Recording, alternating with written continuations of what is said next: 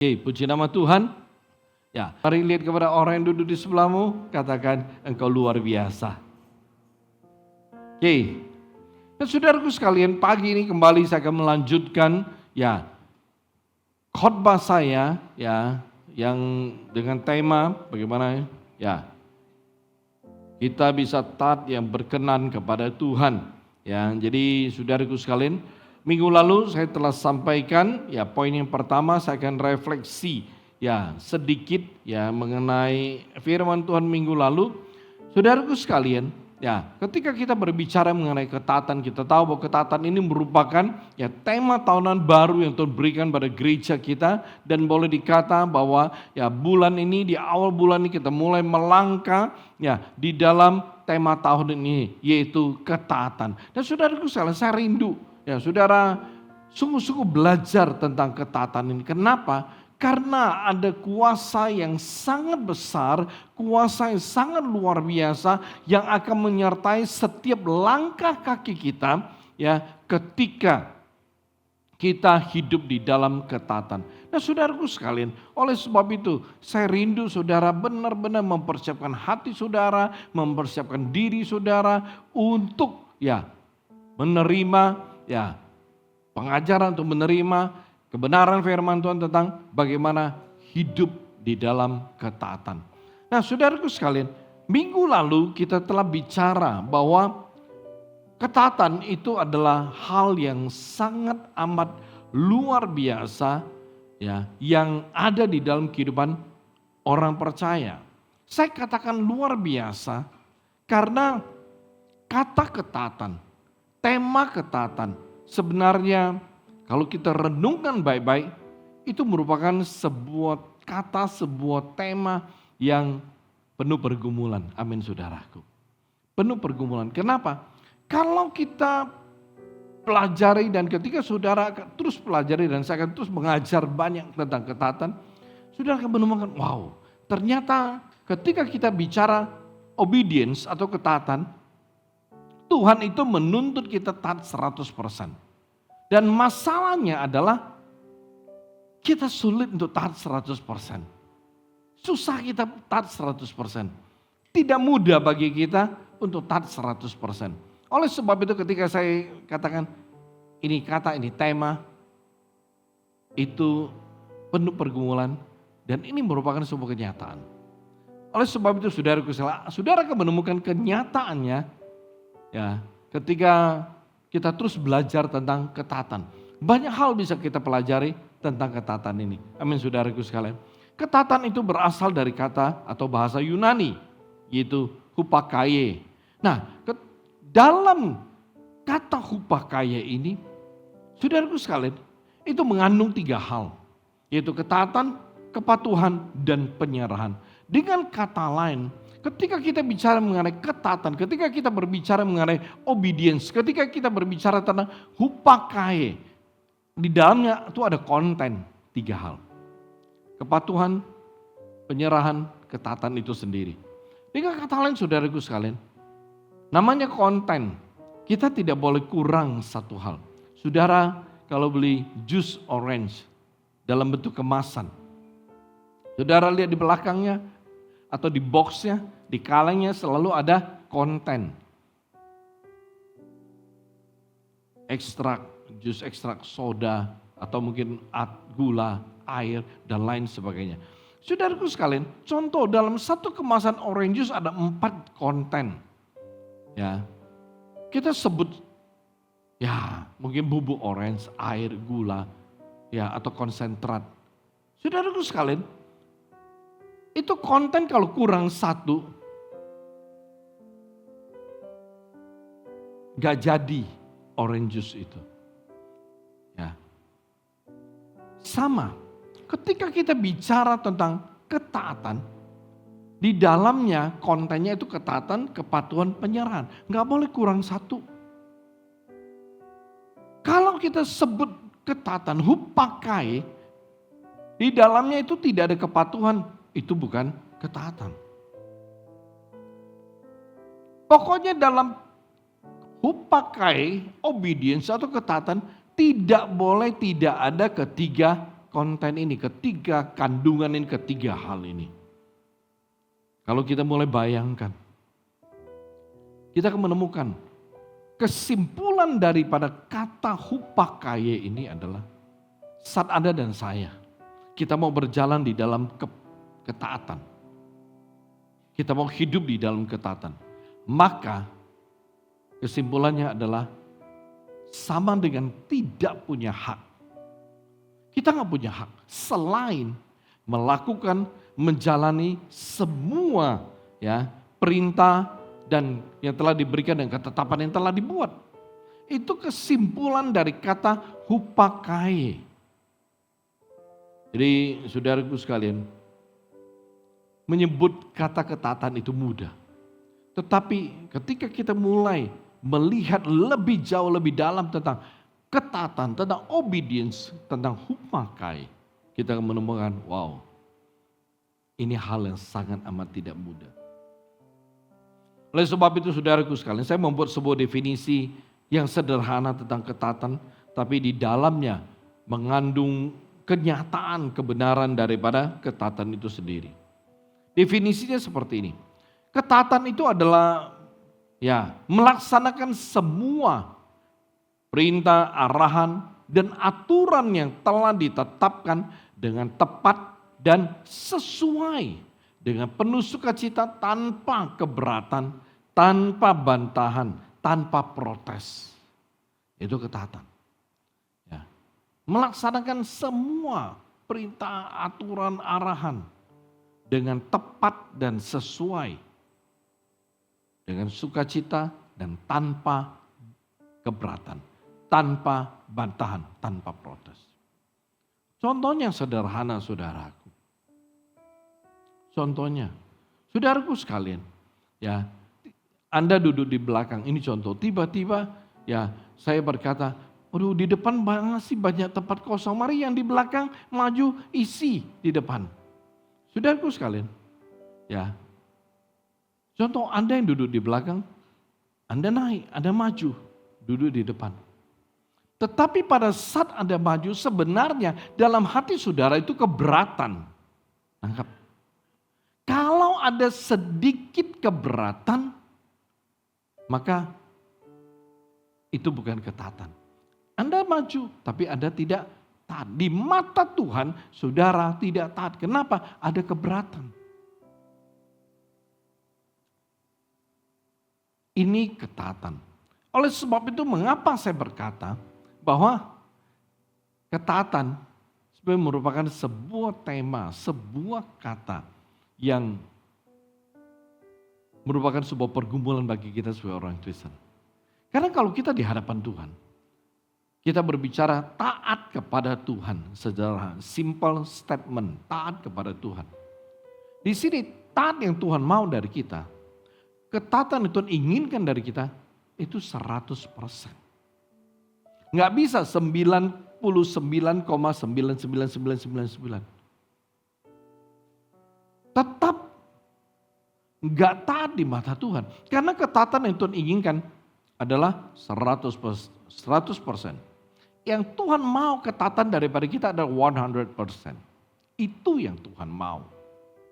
Sama saudaraku. Seperti dulu saya ngajar tentang bayar persepuluhan. Tuhan mau saudara bayar contohnya ya 1 juta. Saudara bayarnya 999.000 ya 99 rupiah, 99999. Di mata Tuhan saudara belum bayar 10%. Amin saudaraku. Kita tidak bisa berkata, aduh itu beda 0,0000 rupiah. Bagi kita itu uang yang gak ada artinya, gak ada nilai. Tapi di mata Tuhan, kita belum bayar 1/10. Oleh sebab itu mengapa saya selalu mengajar anak-anak saya, bahkan yang kami lakukan, kita selalu bayar lebih. Kita berusaha untuk keluar dari angka 10%. Karena itu angka pelit bagi orang Yahudi waktu itu. Zaman Nabi Maleaki. Kita selalu belajar untuk bayar lebih. Saudaraku sekalian, mari kita belajar. Kita kembali. Oleh sebab itu ketika kita bicara tentang ketaatan. Saudaraku sekalian, ya kita berbicara tentang satu hal yang sangat luar biasa. Minggu lalu saya telah menjelaskan Ya, ketika kita bisa hidup di dalam ketaatan, kita bisa berjalan di dalam ketaatan, perhatikan, ada kuasa Tuhan yang begitu besar menyertai kita. Ya, ada hal-hal yang sangat luar biasa ya yang ada di dalam kehidupan kita. Jadi kalau saudara masih mau lebih jelas, saudara bisa mengulang khotbahnya dengan masuk ke dalam YouTube channel gereja kita. Ya, oke. Saya kembali kepada ayat kunci. Oke, ayat kunci daripada tema ya seri kali ini adalah Kejadian 6:22. Di dalam Kejadian 6:22 ini firman Tuhan bilang begini, lalu Nuh melakukan semuanya itu tepat seperti yang diperintahkan Allah kepadanya. Demikianlah dilakukannya. Perhatikan, Nuh melakukan semuanya itu, garis bawahi, tepat seperti yang diperintahkan kepadanya. Jadi ketika Tuhan memberikan perintah kepada Nuh ya untuk membangun Batra, saudaraku sekalian perhatikan. Semua detail, semua kriteria, bahan, model, ukuran, semua Tuhan kasih. Dan Nuh tidak pernah, tidak mengurangi, Nuh tidak menambah, Nuh tidak mengubah ya dengan kreativitasnya sendiri. Ya, Nuh tidak, pokoknya sama sekali yang Tuhan suruh perintahkan 100% dia lakukan. Oleh sebab itu saudaraku sekalian, Alkitab mencatat bahwa Nuh melakukan tepat seperti yang diperintahkan. Artinya tidak menambah, tidak mengurangi, tidak mengubah. Ini menjadi satu hal yang sangat penting. Amin saudara. Ya, itu ketaatan. Dasar ketaatan ada di sini, kita bisa menemukannya. Dan Nuh menjadi salah satu sosok ya, tokoh sentral ketika kita berbicara tentang ketaatan. Karena dia sanggup melakukan tepat seperti yang diperintahkan Allah kepadanya. Nah saudaraku sekalian, bagaimana taat yang berkenan kepada Tuhan? Poin pertama minggu lalu kita telah belajar ya, yang pertama adalah taat karena mengerti kalau kehendak Tuhan itu yang terbaik. Minggu ini ya saya akan mengajak saudara untuk masuk poin yang kedua ya. Bagaimana taat yang berkenan kepada Tuhan? Ya, poin yang kedua adalah taat dalam segala hal tanpa pilah-pilah. Oke? Taat dalam segala hal ya tanpa ya memilih-milih, tanpa memisah-misahkan, tanpa mengkelompok-kelompokkan. Enggak. Ya, jadi taat yang berkenan kepada Tuhan. Yang kedua adalah taat dalam segala hal tanpa pilah-pilah. Kita buka Lukas 5 ya ayat keempat sampai ke-5, Injil Lukas pasal yang ke-5 ayat keempat sampai ke-5. Ya Anda boleh catat, Anda boleh lihat dan bisa baca nanti. Setelah selesai berbicara, ia berkata kepada Simon, bertolaklah ke tempat yang dalam dan tebarkan jalamu untuk menangkap ikan. Simon menjawab, Guru, telah sepanjang malam kami bekerja keras dan kami tidak menangkap apa-apa. Tetapi karena Engkau menyuruhnya, aku akan menebarkan jala juga. Hei, perhatikan. Ya, di sini kalau kita melihat sekilas ya ayat firman Tuhan, kita menemukan kira-kira Petrus taat enggak? Petrus taat enggak? Kok bingung? Taat. Dari firman Tuhan yang kita baca, Petrus taat. Tuhan bilang, ya, tebarkan jalamu.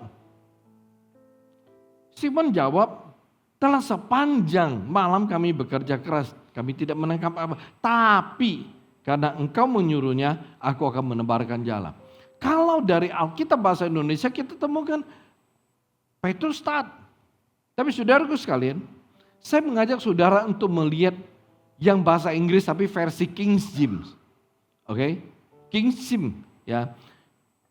Saudaraku sekalian perhatikan, dalam terjemahan King James ayat keempat, Yesus memerintahkan Simon untuk menebarkan apa? Nets, ada S-nya. Artinya lebih dari satu.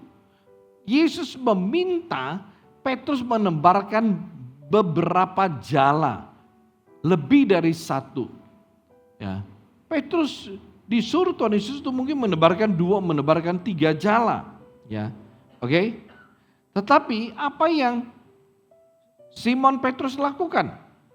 Di ayat ke-5 ya dalam Alkitab King James, dia hanya tulis apa?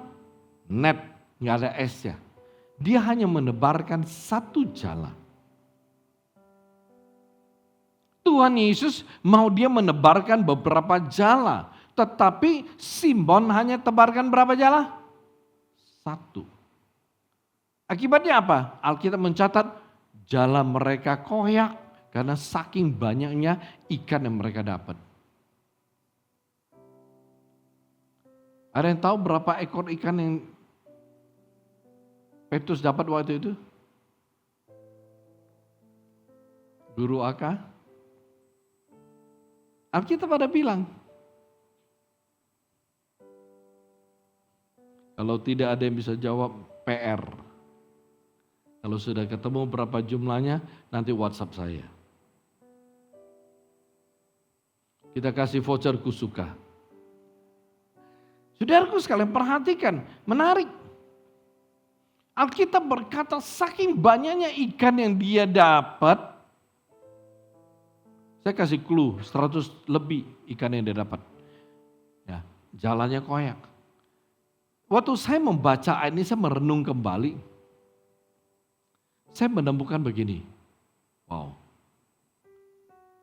Minggu lalu saya bilang ketatan akan membawa berkat. Amin. Masih ingat? Ketatan akan membawa berkat. Itu yang saya katakan minggu kemarin. Waktu saya mulai membayangkan. Saudaraku sekalian, Yesus bilang tebarkan beberapa jala. Saya mulai memikirkan gini, membayangkan. Seandainya kalau Simon, ya, dia taat. Dia tebarkan beberapa jala seturut dengan perintah atau arahan dari Tuhan Yesus. Mungkin dia dapat lebih dari 100 ekor lebih. Mungkin angkanya bukan angka 100-an. Digitnya bukan 1 lagi, 2 lagi atau gimana. Tapi bisa aja menurut saya. Mungkin bisa dapat 200-300 ikan. Karena maksimal. Jalannya sudah maksimal. Alkitab berkata sampai jalannya koyak. Artinya sudah overload. Itu satu jala yang Simon pakai untuk menangkap, untuk dia tebarkan sesuai arahan Tuhan Yesus, udah overload. Sehingga itu jala koyak. Saya merenung, waktu saya baca, saya mulai membayangkan. Seandainya kalau Simon dia menebarkan 2 jala, 3 buah jala. Pertama, dia akan menangkap lebih daripada 100 ekor yang Alkitab catat. 100 ekor lebih. Ya, saya nggak mau sebut jelasnya, itu PR untuk Anda. Mungkin dia bisa dapat 200 lebih, 300 lebih. Dan jalannya tidak koyak. Nangkap? Kita melihat jala koyak, itu namanya biaya lagi secara ekonomi. Bisa aja mesti ganti jala, beli jala. Secara ekonomi mengurangi profit yang dia dapat. Coba kalau dia taat. Dapat banyak dan biaya gak besar. Karena gak ada jala yang perlu diganti. Kita kembali saudara. Kalau Tuhan mau kita taat. Di baliknya ada kuasa, ada berkat, ada kemuliaan Tuhan mau berikan pada kita. Amin. Oleh sebab itu, selalu tidak mudah kalau kita mau berjalan di dalam ketaatan. Selalu tidak mudah kalau kita mau belajar untuk hidup taat. Karena di baliknya ada berkat yang besar, ada kemuliaan yang besar, ada kuasa Allah yang sangat besar dalam kehidupan kita. Ketika kita berjalan ketaatan, waktu kita berjalan, saudaraku, bayangkan. Di belakang yang ngikut itu berkat. Ya, kuasa Tuhan. Ya, kemudian kemuliaan Tuhan. Itu yang ada, yang terjadi ketika kita berjalan di dalam ketaatan. Itu yang menyertai hidup kita. Oleh sebab itu, saudaraku sekalian, kita kembali. Kalau Simon taat, dia akan melihat berkat Tuhan yang sangat besar. Tetapi dari peristiwa tersebut, kita melihat Simon memang taat, seperti yang saudara jawab, benar. Tetapi dia tidak taat sepenuhnya. Ingat saudaraku sekalian, di poin pertama minggu lalu, saya sudah menyampaikan bahwa ada beberapa reaksi, beberapa bentuk reaksi terhadap ketaatan. Ya, itu ada orang yang taat penuh, ada orang yang taatnya setengah-setengah, ada orang yang taatnya sedikit, tapi ada juga sama sekali nggak mau taat. Itu reaksi. Nah, Simon dia taat. Kenapa dia taat? Jelas Alkitab berkata, dia melakukan apa yang Yesus suruh, tetapi taatnya tidak sepenuhnya. Dia taatnya setengah-setengah. Oleh sebab itu saudaraku sekalian, selalu ada konsekuensi. Simon taat setengah, konsekuensinya apa? Jalannya robek, rusak. Coba kalau dia taat sepenuhnya, dapat lebih banyak ikan, jalan tidak rusak. Konsekuensi. Okay? Jadi saya rindu sekali saudara bisa belajar taat dan targetnya taat saudara harus sepenuhnya. Jangan setengah-setengah. Oke. Nah, saudaraku sekalian, perhatikan, kenapa saya mencoba untuk berpikir kenapa Simon itu nggak mau dengar apa kata Tuhan Yesus, nggak mau taat. Karena mungkin Simon berpikir, ini Yesus bukan nelayan. Kalau nelayan gue tuh expertnya. Ya. Boleh dibilang gue lahir dengan bau laut. Dia lahir dari lingkungan nelayan. Ya. Dengan kata lain, mungkin Simon bisa berkata seperti, gue minum susu dari mak gue, rasanya sudah rasa fish oil, rasa ikan, rasa minyak ikan. Mungkin dia bisa berkata demikian, gue tumbuh besar di laut, gue ngerti soal nangkap ikan. Lu Yesus, lu mana tahu soal ikan? Lu anak tukang kayu, gue anak nelayan. Saudaraku sekalian, itu mungkin pikiran Petrus. Yang kedua, karena bukti dan kenyataan. Petrus berkata, gue udah sepanjang malam loh, Yesus. Ya, sepanjang malam kami sudah nangkap ikan dan tidak dapat apa-apa. Bukti dan kenyataan. Dan saudaraku sekalian, memang kehidupan kita seringkali bukti dan kenyataan itu menjadi salah satu pengaruh yang luar biasa yang membuat kita sulit taat. Boleh dibilang bukti dan kenyataan bisa menjadi faktor yang menggagalkan ketaatan kita. Seperti contoh Simon. Kami sudah menangkap sepanjang malam. Dia membayangkan, gue tuh expert. Udah nangkap sepanjang malam gak dapat apa-apa. Masa sekarang tuh anak tukang kayu datang suruh yang sama sekali kagak ngerti. Ya. Dan mungkin Simon Petrus berpikir gini, aduh gak tahu Yesus bisa berenang gak? Memang Yesus gak berenang tapi berjalan di atas air saudaraku. Amin. Oleh sebab itu perhatikan, ini hal yang sangat luar biasa. Dia pikir Yesus gak ngerti soal laut, soal ikan. Kedua, dia sudah nangkap sepanjang malam. Karena bukti dan kenyataan, dia gak bisa taat. Yesus suruh dia tebarkan beberapa jala, dia tebarkan satu. Itu faktornya saudaraku sekalian. Faktor dia tidak taat sepenuhnya. Saudaraku sekalian, apabila saudara rindu sekali bisa berjalan dalam ketaatan yang berkenan kepada Tuhan, maka kita itu harus taat dalam segala hal tanpa pila-pila saudaraku sekalian. Maksudnya adalah seperti ini, kita itu tidak boleh taat dalam satu hal saja atau kita taat kepada hal yang kita sukai saja. Kalau taat tanpa pila-pila, maka kita harus taat dalam segala hal. Gak bisa satu. Atau yang menurut kita, saya pilih yang ini. Gak bisa. Ketaatan yang berkenan kepada Tuhan adalah ketaatan tanpa pila-pila. Dalam arti kata taat dalam segala hal. Saya berikan contoh. Ya. Mungkin ada di antara kita taat dalam hal memberi, tetapi tidak taat dalam hal mengasihi. Mungkin ada di antara kita taat dalam beribadah, tetapi tidak taat dalam mengampuni. Mungkin ada di antara kita taat dalam berdoa, tapi tidak taat dalam membaca Alkitab. Atau disuruh melayani, taat, mau. Disuruh melayani, ya mau taat. Tapi giliran harus bayar persepuluhan, tidak mau taat. Diminta hadir dalam ibadah, ucapan syukur, rumah baru, taat. Kenapa taat? Ada ciak-ciaknya banyak, ada makan-makan. Tapi diminta hadir dalam ibadah pengajaran, tidak mau taat.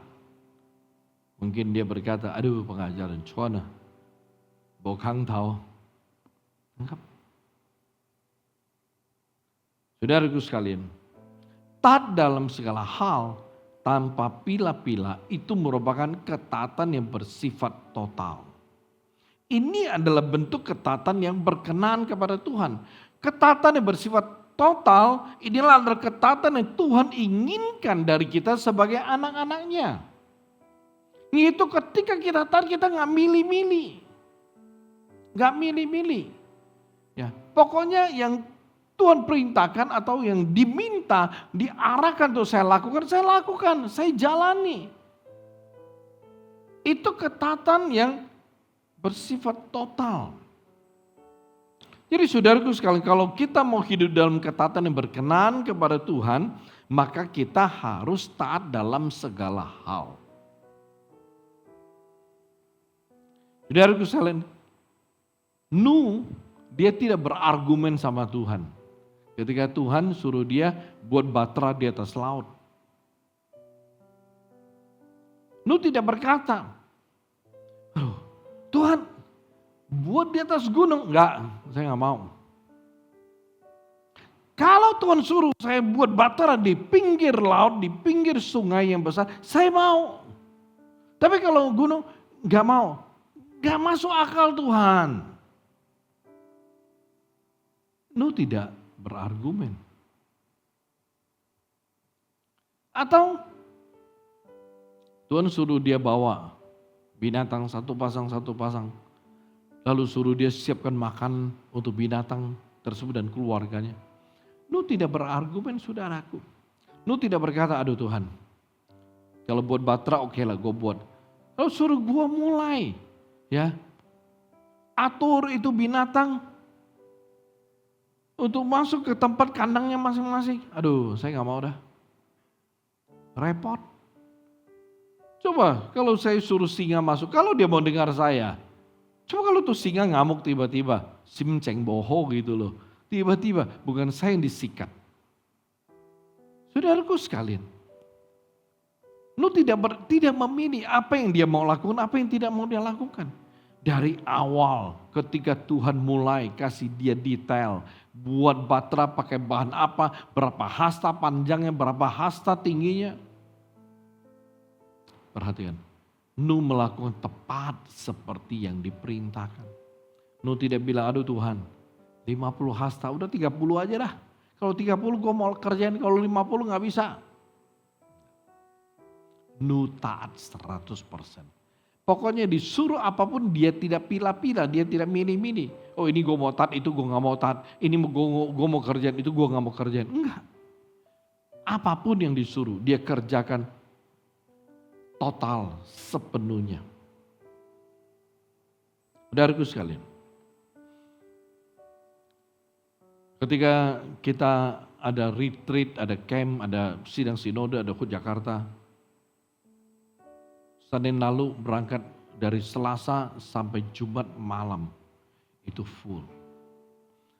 Saudaraku sekalian, setiap hari, mulai dari kita berangkat kerjaan dari Selasa, Rabu, Kamis, Jumat. Jam 7 pagi kita sudah sarapan. Jam 8 kurang, ya atau jam 8 lewat, ya kadang-kadang acara kalau jam 9 kita sudah berangkat ya ke gereja, ke pusat. Dan dari sana Acara mulai terus.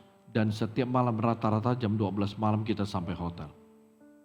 Mandi dan lain segala macam. Jam 6 pagi kita bangun.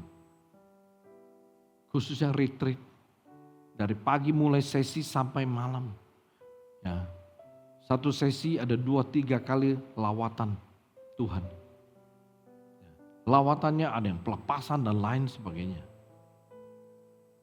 Itu masalah. Tapi ya karena semua pejabat kita hadir 30 lebih. Ya tanganinya mudah. Saudaraku sekalian bayangkan. Khususnya Jumat malam sesi terakhir. Itu lawatannya sampai Tuhan kasih bonus demi bonus. Udah lawatan mulai berhenti. Tiba Tuhan bilang, ya nyanyi lagu ini, lawatan lagi. Orang-orang sampai, wah dilawat Tuhan. Ya pelepasan ada yang, wah Tuhan guling. Saudaraku sekalian, itu coba saudara guling sendiri. Dari sana ke sini guling sendiri. Bisa nggak? Nggak bisa. Tapi kalau Tuhan guling, kayak kita gelindingin barang gitu. Aduh, luar biasa. Itu sampai, itu kita balik sampai hotel saya rasa juga jam 12 lewat. Packing, saya tidur 2:30. Jam 5 bangun, siap-siap. Kenapa? Jam 6 datang jemputan pulang ke airport. Kita mau pulang Medan. Capek gak? Capek. Tapi kita lihat karya Tuhan, kita ngalamin, kita dilawat. Waduh, dahsyat. Itu dahsyat sekali. Lawatan Tuhan itu menyegarkan roh kita. Ya, bahkan ada yang dilawat tuh kayak beberapa teman-teman yang di Balikpapan. Saudaraku sekali begitu, semua bilang, terima. Jaraknya 3 meter. Mereka tuh bukan jatuh tapi terpental saudaraku. Ya, kita lihat dengan mata kepala, nggak sempat kita nangkap. Tuh kayak hajar tenaga dalam tuh terpental begitu. Terima terpental begitu. Itu luar biasa. Tapi wah, mereka ngalami perubahan yang luar biasa. Saudaraku sekalian, sampai hari ini lawatan Tuhan tetap ada di gereja kita.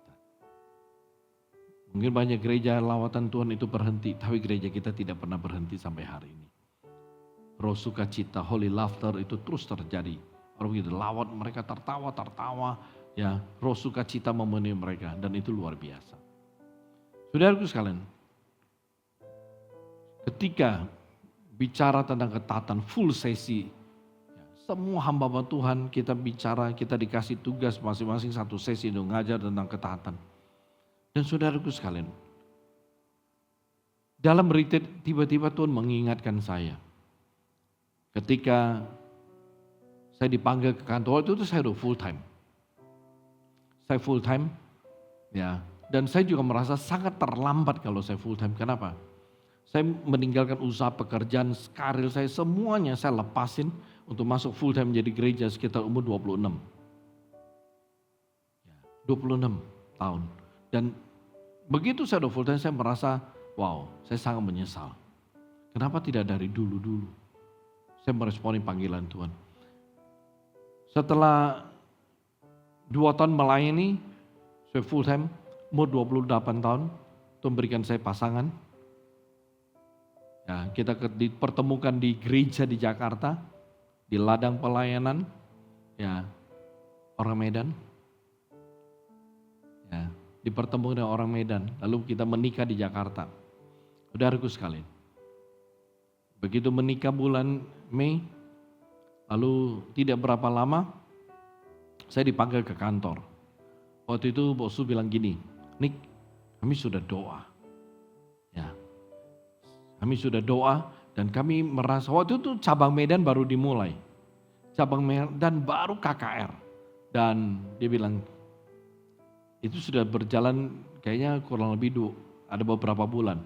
Dan setelah merit saya dipanggil, kami telah doa dan Tuhan bilang, ya kamu adalah yang paling cocok untuk diutus ke Medan, Sumatera. Dan saudaraku sekalian, waktu saya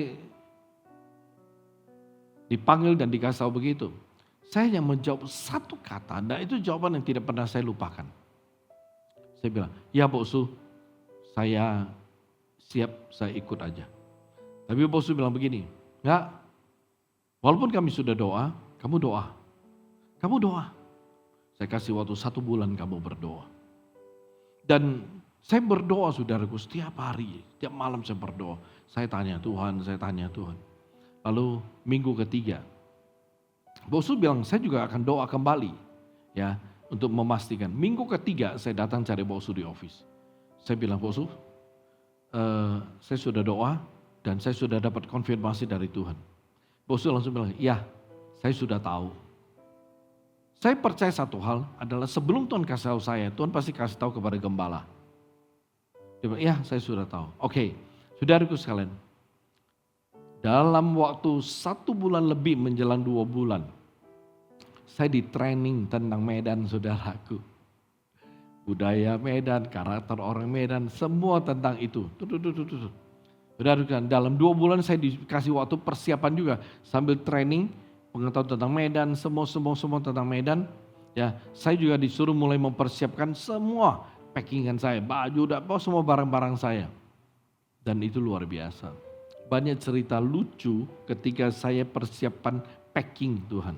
Ya mau ke sini, ya, termasuk barang-barang saya mau makan, banyak barang yang saya mau bawa. Semua bilang, nggak usah Medan ada. Saya bilang, nggak mau. Nanti siapa tahu Medan nggak ada. Medan kota besar, saya nggak tahu. Siapa tahu kayak kampung, saya bilang begitu. Karena saya nggak punya gambaran tentang Sumatera. Ya, saya merasa, kayak apa gitu. Karena kita besar daerah Jawa begitu. Maksudnya Kalimantan Jawa, saya nggak punya gambaran tentang Medan. Bayangin, sampai sambal, ya ABC, manis pedas saja, saya beli banyak. Semua bilang, banyak sekali di Medan. Siapa tahu nggak ada. Waktu itu karena saya suka gitu loh. Nah, pokoknya banyak yang lucu-lucu, tapi satu hal adalah saya belajar taat.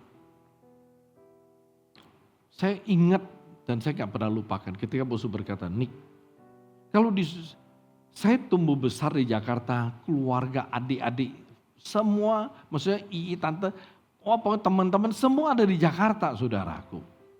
Kayak kemarin kita pulang, kalau saya pulang ke Aritif, Nick lu kan tinggal hotel, nah ini gereja bilang, nih lu pegang nih. Innova gereja, lu bawa aja karena ada beberapa orang ikut saya. Lu bawa mobil satu. Kenapa? Karena sampai hari ini saya pulang Jakarta saya nyetir sendiri karena saya mesti tahu jalan-jalan di Jakarta. Terus Jakarta Barat, Pusat dan Utara. Saya menguasai. Ya. Tapi waktu saya dipanggil dan bilang lu akan diutus. Saudaraku sekalian, saya gak pernah memilih. Saya bilang, kalau ke daerah saya gak mau deh Bosu. Saya mau Jakarta aja. Nangkap? Saya tidak begitu, Jakarta aja Bosu, saya Jakarta, yang Sumatera utus orang lain aja. Tetapi karena saya dikasih tahu, mereka sudah doa dan mereka berkata yang paling cocok, paling tepat itu kamu. Saya taat saudaraku. Oleh sebab itu 20 tahun lebih, Juli 96. Itu bulan yang sangat penting ya. Juli 96 saya tiba di Medan pertama kali. Jadi ini satu hal yang sangat luar biasa. Mungkin waktu saya datang Medan banyak anak-anak remaja, anak muda belum lahir saudaraku. Tapi saya bersyukur saya bisa taat sampai hari ini. Yang terakhir, ketiga dengan cepat saya akan habiskan. Ya, taat yang berkenan kepada Tuhan yang ketiga adalah taat bukan berdasarkan apa yang dilihat, apa yang didengar, dan apa yang dimengerti. Ya, jadi maksudnya bukan apa yang telah kita lihat, apa yang kita sudah dengar, apa yang kita mengerti, baru kita mau taat, bukan. Bilangan pasal 13 ayat 27 sampai 33 saya bacakan. Mereka berkata kepada Musa, kami sudah pergi ke negeri yang engkau perintahkan. Tanah itu penuh dengan hal-hal yang baik dan inilah beberapa buah dari tanah itu. Tetapi bangsa yang tinggal di sana sangat berkuasa. Kota-kotanya sangat besar dan berbenteng kuat. Kami juga melihat orang enak di sana. Orang Amalek tinggal di Negeb, orang Het, orang Yebus. Dan Israel tinggal di daerah bukit. Orang Kanan tinggal di tepi laut dan sepanjang sungai Yordan. 30. Kaleb menyuruh mereka yang ada di samping Musa untuk diam dan katanya, kita pasti pergi dan menduduki negeri itu. Kita dapat mengambil negeri itu dengan mudah. Namun mereka yang pergi bersama Kaleb mengatakan, kita tidak mampu menyerang orang itu karena mereka lebih kuat daripada kita. Demikianlah mereka menyampaikan laporan yang membuat umat tidak berani. Mereka berkata, negeri yang kami lihat itu penuh dengan orang kuat. Mereka cukup kuat sehingga mudah mengalahkan setiap yang datang ke sana. Ayat 33, kami melihat orang raksasa Nefilim di sana, keturunan orang Enak berasal dari Nefilim dan kami merasa seperti belalang terhadap mereka. Oke, lanjut.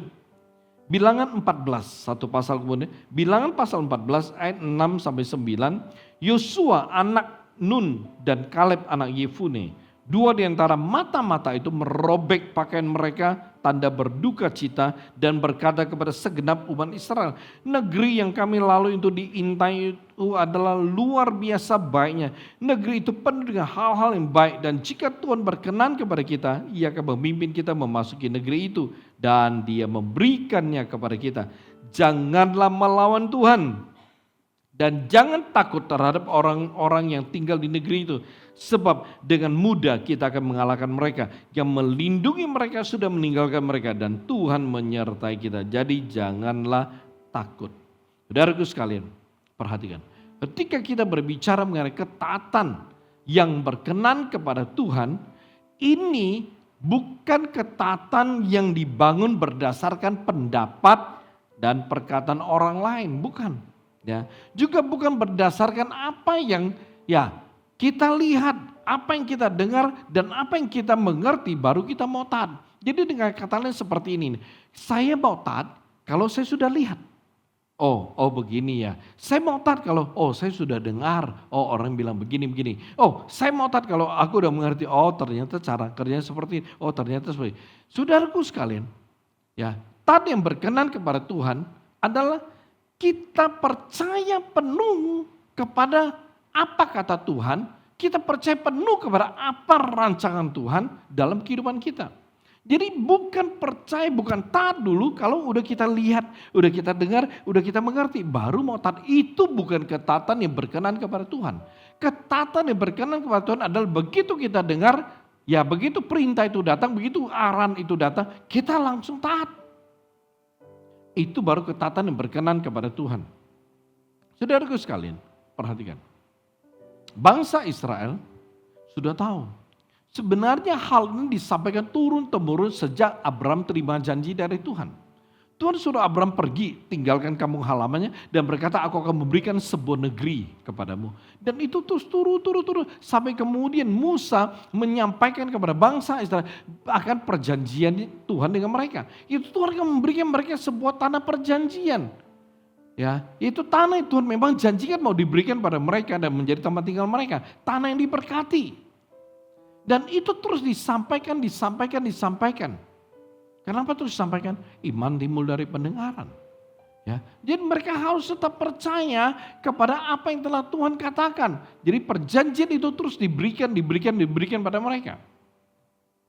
Tapi saudaraku sekalian, perhatikan, ketika mereka sudah sampai di negeri yang Tuhan mau berikan, Musa kirim 12 pengintai untuk melihat negeri tersebut. Bagaimana mengambil alih negeri tersebut. Saudaraku sekalian, bangsa Israel mengikuti Musa yang membawa mereka ke tanah perjanjian. Mereka ikut. Karena mereka tahu Tuhan memberikan mereka tanah.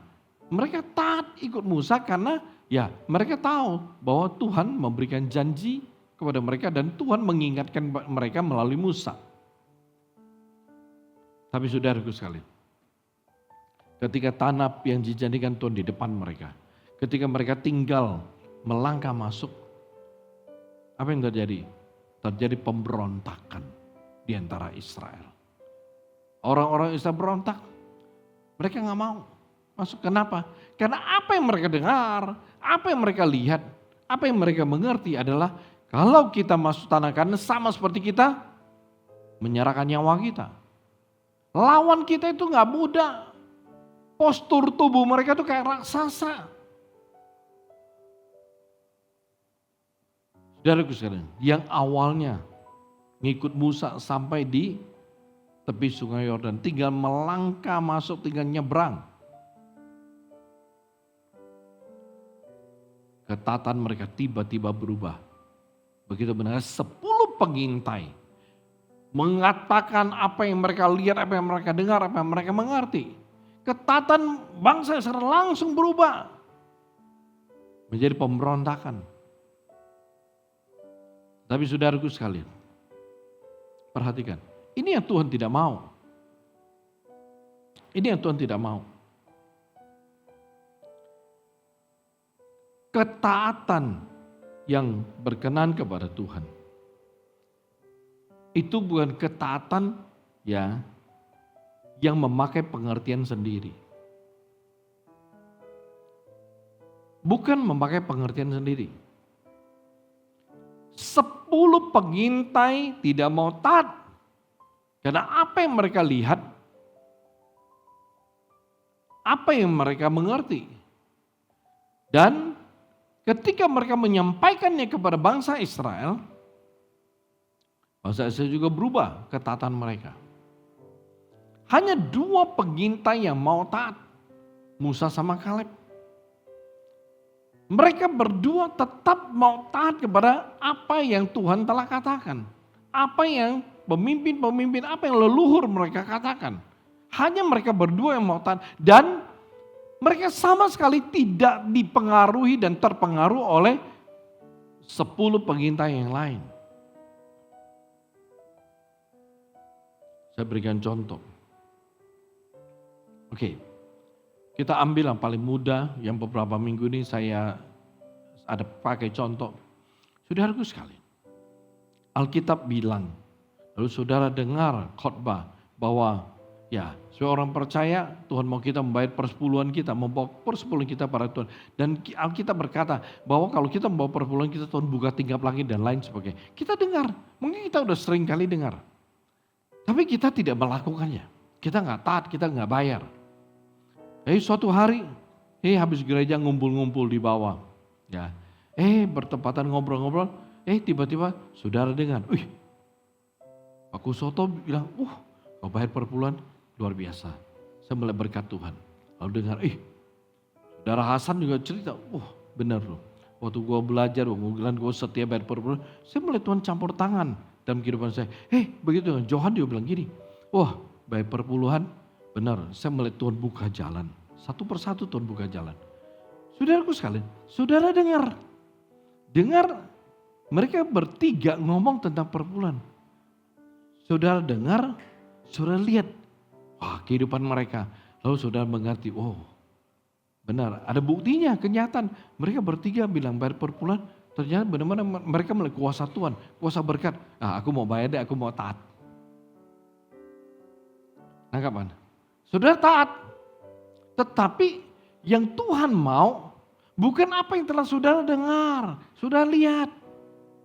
Tuhan mau begitu firman-Nya, begitu saudara baca contoh Maleakhi 3 ayat 10 tentang bayar perpuluhan, begitu saudara dengar, saudara taat, dan itulah taat yang berkenan kepada Tuhan. Jadi bukan ketaatan setelah saudara dengar, saudara lihat, saudara mengerti, saudara baru taat. Itu bukan ketaatan yang berkenan kepada Tuhan. Nangkap. Contoh. Jadi benar-benar yang Tuhan mau dari kita adalah begitu kita dengar firman Tuhan, kita baca firman Tuhan, kita dengar apa kata Tuhan, kita taat. Itulah ketaatan yang berkenan kepada Tuhan. Langsung taat begitu saudara dengar firman, saudara baca di Alkitab, saudara langsung percaya. Itu ketaatan berkenan kepada Tuhan. Bukan ada orang ngomong. Kesaksian penting. Ada orang bisa menjadi percaya, ada orang dikuatkan karena kesaksian, benar gak salah. Tapi sebenarnya apa yang Tuhan mau dari kita? Yaitu percaya Dia, taat pada Dia, bukan setelah kita dengar. Tapi apa yang kita dengar itu juga penting. Tapi kalau kita berbicara tentang ketaatan yang berkenan kepada Tuhan adalah ketaatan, ya saudara taat bukan setelah saudara lihat, saudara dengar, saudara mengerti, baru saudara mau taat. Itu bukan ketaatan. Abraham, ya sebenarnya salah satu contoh pelajaran tentang ketaatan. Saudara sudah tahu Kejadian 12 ayat 1 sampai 3, firman Tuhan datang kepada dia. Pergilah dari negerimu, bla bla bla, aku akan membawa engkau Aku memberikan sebuah negeri kepadamu. Abraham nggak tahu itu tempatnya di mana. Tapi begitu Tuhan suruh dia berangkat pergi, benar-benar dia pergi. Pergi ya sebelum melihat, sebelum dengar, sebelum mengerti tempat yang Tuhan berikan, yang akan Tuhan berikan pada dia itu seperti apa. Dia nggak ngerti sama sekali, tapi dia taat. Inilah ketaatan yang berkenan kepada Tuhan. Inilah ketaatan yang Tuhan mau. Dan saya rindu kita belajar seperti itu. Amin. Saya minta pemusik untuk maju ke depan.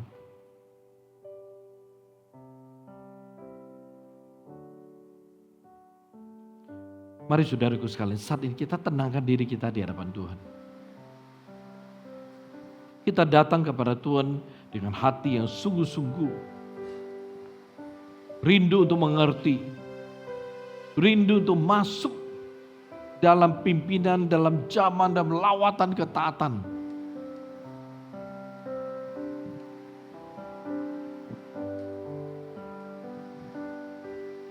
Kita akan satu pujian ini. Karena anugerahmu hari Ini ada. bukan karena Kuatku, namun karena Roh-Mu. Kalau saudara bisa hafal, ya, tutup mata saudara, arahkan hati saudara kepada Tuhan, dan nyanyikan pujian ini dengan sepenuh hati. semakin Kurang, Yesus makin bertambah. Mengikut Yesus, itulah kesukaan hatiku. Ku lepas semua hakku untuk mengenal kehendaknya di hidupku. Mengiring Yesus, itulah kekuatan hidupku. Ku yakin anugerahnya mampu jadikanku hamba yang berkenan selalu. Mari nyanyikan dengan segenap hatimu. mengikut Yesus, itulah kesukaan hatiku. Ku lepas semua hakku untuk mengenal kehendaknya di hidupku. Mengiring Yesus, itulah kekuatan hidupku. Ku yakin anugerahnya mampu jadikanku hamba yang berkenan selalu. Mengikut Yesus,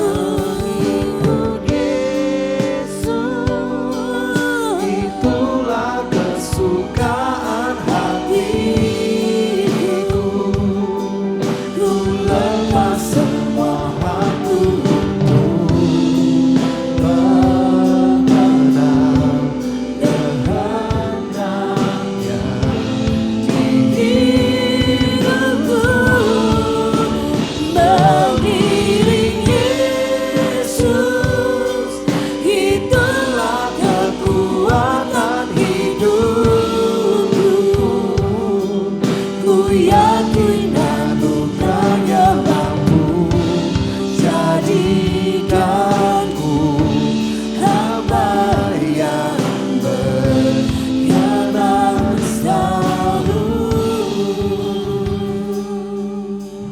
Saudaraku sekalian, mari kita rindu untuk menjadi orang yang selalu berkenan kepada Tuhan. Kalau kita mau sungguh-sungguh mengikuti Yesus, kita mau sungguh-sungguh taat, bisa taat, maka kita harus berani melepaskan hak kita.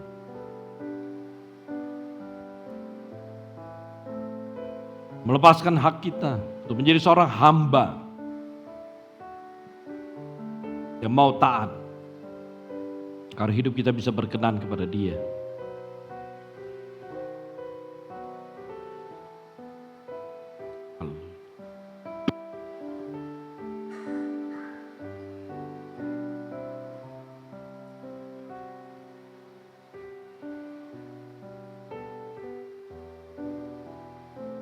Renungkan saudaraku.